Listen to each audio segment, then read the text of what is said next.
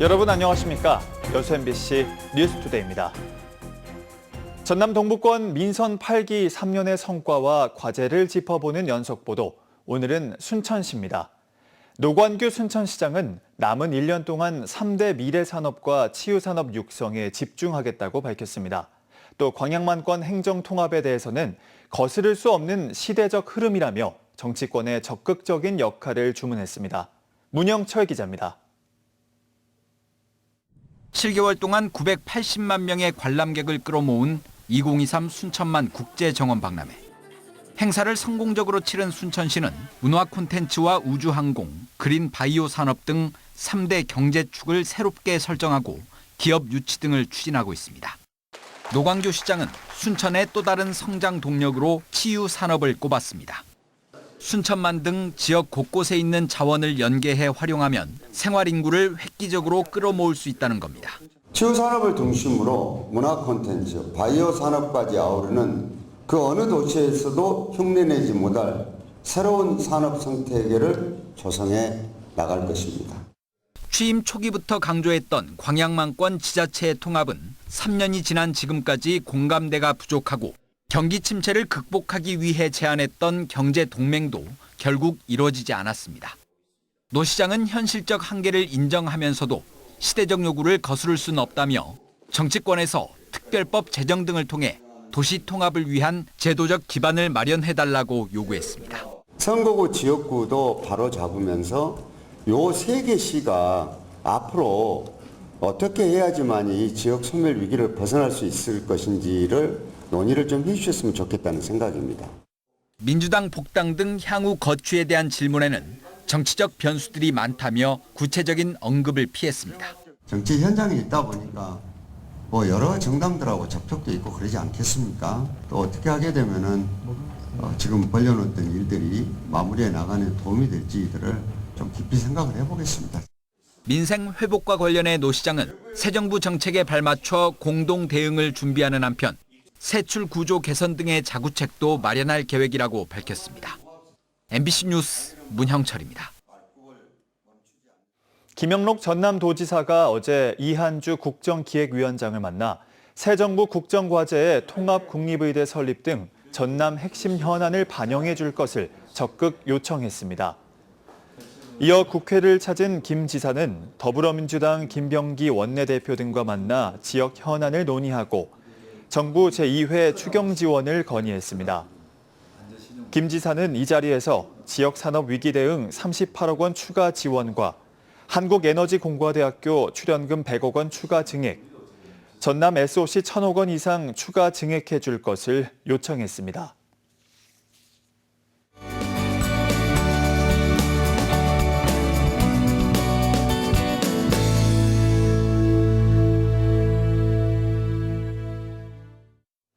(2026) 여수 세계 섬 박람회를 앞두고 여수 MBC가 준비한 섬 기획보도 시간입니다.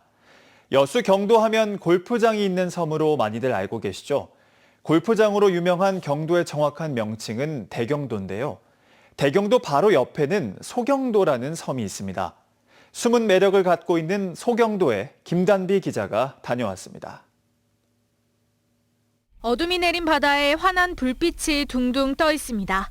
바로 뒤 여수 시내 야경과 어우러지며 운치를 더합니다. 여수에서 가장 먼저 생긴 소경도 해상펜션입니다. 바다 위 낚시터로 불리는 해상펜션의 가장 큰 묘미는 바로 낚시. 이렇게 한적한 곳에서 밤낚시를 즐길 수 있는데요. 운이 좋으면 감성돔과 볼락을 잡을 수 있습니다. 웬만한 집기류와 가전은 다 있고 숙박까지 가능해 연간 500명의 낚시 애호가가 찾고 있습니다. 마을 어촌계도 해상펜션 운영으로 쏠쏠한 수익을 얻고 있습니다. 이렇게 바다 위에 있잖아요. 오셔가지고 같이 이렇게 낚시도 하면서 또 옆에다가 음식 맛있는 거 차려놓고 드시고. 소경도는 초등학교 분교가 있을 정도로 월호동에서는 나름 큰 섬이었습니다. 지금은 폐교돼 펜션으로 바뀌었고 주민 수도 60여 명으로 절반 이상 줄었습니다. 하지만 배로 15분이면 닿을 수 있고 차량 선적도 가능해 접근성이 좋습니다. 또 수평선을 따라 떠오르고 지는 해를 감상할 수 있는 아름다운 곳인데 그동안 대경도의 그늘에 가려져 왔습니다. 해양 관광단지와 연륙교 건설 등 개발이 활발한 대경도와 달리 소경도는 시간이 멈춘 듯합니다. 그러니까 이웃의 대경도는 천문학적인 돈을 들여서 지금 그 연육교를 개설하고 일학시설을 합니다. 큰 차도보다도 차도가 안 되면은 사람이 급하게 움직일 수 있는 인도라도 좀 만들어. 육지와 소경도를 오가는 배는 하루 10차례. 관광 개발에 나선 다른 섬에 비해 아직 많이 알려지진 않았지만 숨은 매력을 지닌 소경도가 색다른 관광지로 주목받고 있습니다. MBC 뉴스 김담입니다. 포스코 광양제철소의 대기오염물질 배출량과 관련해 지역사회 내 평가가 엇갈리고 있습니다. 지역 환경단체들은 6년째 대기오염물질 배출량 1위라며 대책을 촉구하고 있는 반면 경제단체들은 숫자 너머의 숨은 노력들도 조명해봐야 한다고 주장하고 있습니다. 김주희 기자가 보도합니다. 포스코 광양제철소 본부 앞에서 전남 환경단체들이 규탄 기자회견을 가졌습니다. 포스코 광양제철소의 대기오염물질 배출량이 6년째 전국에서 가장 높다는 겁니다.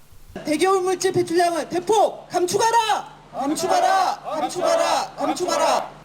환경부와 한국환경공단이 지난해 전국 대형 사업장 965곳에 대한 굴뚝 원격 감시 체계 TMS를 통한 대기오염물질 배출량을 조사한 결과 광양제철소는 26,900여 톤을 기록했습니다. 지역 환경단체들은 특단의 대책을 촉구했습니다. 그 양이 타업종에 비해서 엄청나게 많은 양입니다. 근데 이런 것들이 지역 시민들이 감수하고 있어야 된다는 것은 기업 차원에서 더 절감할 수 있는 대책을, 더 시민들이 공감을 할 수 있는 대책들을 강하게 좀 세워줘야 될 필요성이 있다고 보여집니다. 하지만 지역 경제단체들의 평가는 엇갈렸습니다.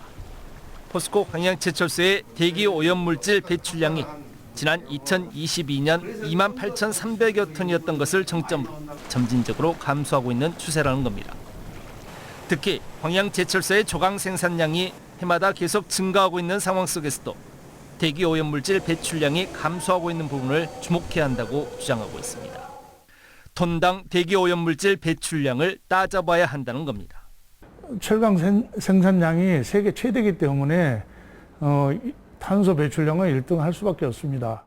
제철소의 환경 저감 설비 투자로 인해서 2023년도에 비해서 아시다시피 1,437톤이 탄소가 저감이 되었습니다. 포스코 광양제철소는 조심스러운 반응입니다. 그러면서도 지난 7년여 동안 1조 1,000억여 원 규모의 환경 개선 투자 노력에 대해 야드 밀폐화, 오염 방지 시설 추가 설치 등 환경 오염물질 배출 저감 설비 투자를 계속 확대할 계획이라고 입장을 밝혔습니다. 이와 함께 2030년까지 8,146억 원을 투입해 한국형 수소 환원제철 실증 기술 사업에도 나설 방침이라고 덧붙였습니다. 포스코 광양제철소의 대기오염물질 배출량 관련 지역사회 내 평가가 엇갈리고 있는 분위기. 이제 포스코 광양제철소가 기존 고로 공정 중단 로드맵을 포함한 보다 명확하고 구체적인 미래 비전에 대한 청사진을 제시해야 한다는 지적이 제기되고 있는 이유입니다. MBC 뉴스 김주입니다. 지난해 폭염 속에서 에어컨을 설치하다 쓰러진 20대 노동자가 방치된 끝에 열사병으로 숨졌습니다. 노동청은 원하청 관계자들에게 혐의가 없다는 결론을 내렸는데요. 유족과 노동단체들은 노동청이 회사에 면죄부를 주었다며 즉각 반발했습니다. 임지은 기자가 취재했습니다.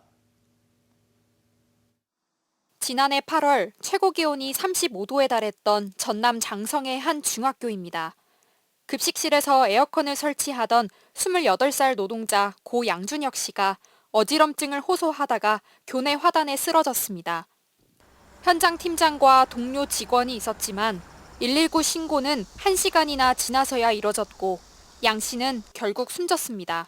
안치실에 있는 우리 아들 앞에서 제발 무릎 꿇고 사죄한다고 한 사람이라도 와서 말해줬으면 좋겠어요. 유족은 당시 적절한 구호 조치조차 없었다며 원청인 삼성전자와 하청업체를 중대재해처벌법 등에 관한 법률과 산업안전보건법 위반 혐의로 고발했습니다. 하지만 노동청은 안전관리 책임자 등 원하청 관계자 모두에게 혐의 없음 처분을 내렸습니다. 노동청은 삼성전자와 하청업체 등 관계자들을 상대로 10달 동안 조사를 벌였지만 법 위반 사항이 양 씨의 사망과는 직접적인 연관이 없다고 판단했습니다. 위험 요인 개선과 비상 상황 매뉴얼 마련 등 일부 규정을 지키지 않은 정황은 확인됐지만 사고 당시 작업이 급식실에서 진행됐고 얼음물과 소금 등이 구비돼 있었다며 열사병과 직접 관련된 위반은 없었다고 본 겁니다. 또 119 신고가 늦어진 부분에 대해서도 법적으로 즉각 신고해야 할 의무 규정이 없다고 설명했습니다. 119 신고도 우리 없어요. 안전기준에는 없어요. 중대재해법 그것들이 일부 위반됐다 하더라도 이 사고와 이 사망에 직접 연결될 수 있습니다. 그런 것도 법적 판단이죠. 유족과 노동단체는 노동청이 사실상 회사에 면죄부를 줬다며 수사 재검토를 요구했습니다. 노동청은 폭염 속에 사망한 청년 노동자의 사건에 대해 제대로 조사하지도 않고 회사에 면죄부를 주었다. 유족 측은 다시는 같은 비극이 반복되지 않도록 정부 차원의 재발 방지 대책도 촉구하고 있습니다. MBC 뉴스 임지은입니다.